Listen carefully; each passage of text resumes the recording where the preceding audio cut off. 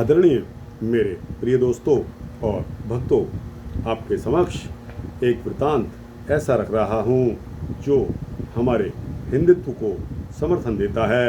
और दोस्तों, कहता है कि मांस खाना महापाप है। दोस्तों, आप में से कितने मेरे दोस्त और भक्त यह जानते हैं कि मांस खाना महापाप है, और फिर भी कभी कभी मिल जाता है तो स्वाद चख ही लेते हैं। तो दोस्तों, आज आपको गीता प्रेस गोरखपुर द्वारा यह प्रकाशित वृतांत है कि मांस खाना महापाप है। यह वृतांत बड़ा ही सुंदर होने वाला है। लगभग 4-5 मिनट का यह वृतांत है। आपको पता चलेगा कि मांस खाना महापाप क्यों है। तो दोस्तों, बने रहिए इस वृतांत के अंत तक। इस वृतांत को शुरू करते हैं। दोस्तों, इसमें लिखा है कि पंजाब के रहने वाले, जब पंजाब में कुछ गड़बड़ी हुई उस समय मैं छोटा सा था। हमारे घर में मांस का सेवन होता और उस समय मुझे भी मांस खिलाया जाता था। मैं मांस को तो खा लेता था, परंतु उसके 2-3 घंटे बाद ही मुझे दस्त होने लग जाते थे। घर वाले दवा दिलवाते थे तो मैं ठीक हो जाता था। फिर मांस खाता तो फिर वैसा ही हो जाता। 1947 में जब हम यहाँ आए तो हमारी हालत कुछ और ही थी। दिन गुजरते गए और भगवान की दया से हम लोग कुछ काम में लग गए।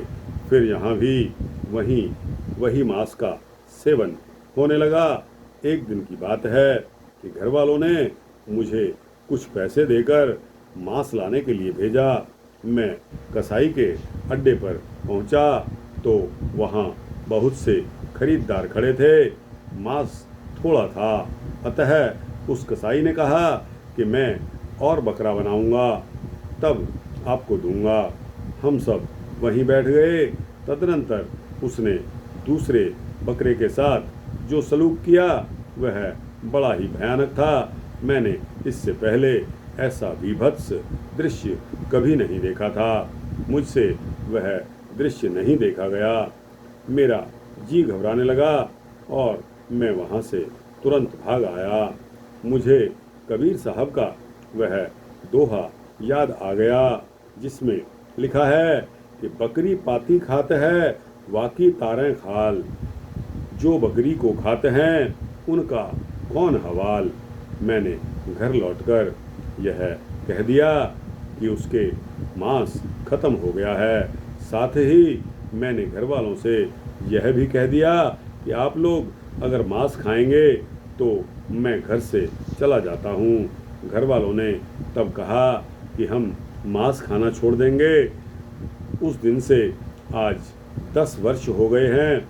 हमारे घर वालों ने कभी मांस खाने का इरादा तक नहीं किया। मैं अपने सभी भाइयों से हाथ जोड़कर यही प्रार्थना करता हूँ कि वे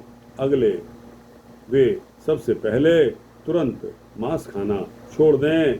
मांस के लिए जो निर्दयता से जीव मारे जाते हैं वह बहुत भारी पाप है, जिसके लिए आप ये समझ लीजिए कि माफ़ी भी नहीं है। तो दोस्तों, यह सूक्ष्म वृत्तांत आपको कैसा लगा? अच्छा लगा हो तो इसको लाइक और शेयर करते हुए अपने दोस्तों, भक्तों, मित्रों, जिज्ञासुओं तक पहुंचाना। कमेंट सेक्शन में अपनी राय भी आप देने में स्वतंत्र हैं। और दोस्तों, इस चैनल को सब्सक्राइब कर देंगे तो आपको इसी तरह के सूक्ष्म भक्ति वृत्तांत मिलते रहेंगे। जय श्री राधे, जय श्री राधे कृष्णा।